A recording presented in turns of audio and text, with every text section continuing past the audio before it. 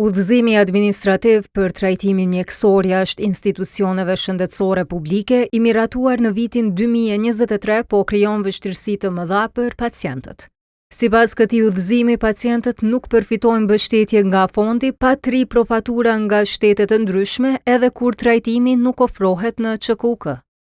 Shefki Hyseni, familjari një pacienti, ka deklaruar se për shkak të pamundësisë për të siguruar 3 profatura, një nga familjarët e tij është detyruar të heqë dorë nga kërkesa për mbështetje nga fondi. Ato fatura nuk i lëshonin dhe nuk kishim asnjë mundësi t'i siguronim. Gjendja e tij po përkeqësoi dhe nuk kishim kohë të prisnim, andaj u detyruam të kërkonim ndihmë nga bamirësit dhe të realizonim vetë operimin. Pas kësaj nuk kemi lajmëruar më as në ministri e as në fond. Nga Fondi i Sigurimeve Shëndetësore kanë pranuar se këto vështirësi po i hasin shumë pacient dhe se numri i rasteve të tilla gjatë ditës është i madh.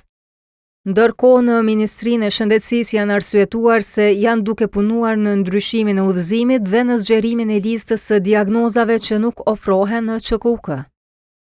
Referuar vështirësive të paraqitura në raste të tilla, MSH në bashkëpunim me FSSH-n është duke bërë plotësim ndryshimin e udhëzimit administrativ aktual. Kundër të tjera, ndryshimi kryesor pritet të jetë zgjerimi dhe kostimi i listës së diagnozave, procedurave që aktualisht nuk ofrohen nga klinikat e ÇKUK-s. Ndryshim ky që do të eliminonte kriterin e 3 profaturave për një numër të madh të shërbimeve shëndetësore, si dhe lehtësime në kompletim të dokumentacionit për rastet e rralla që nuk janë parapar nga ÇKUK-ja në listën përkatëse.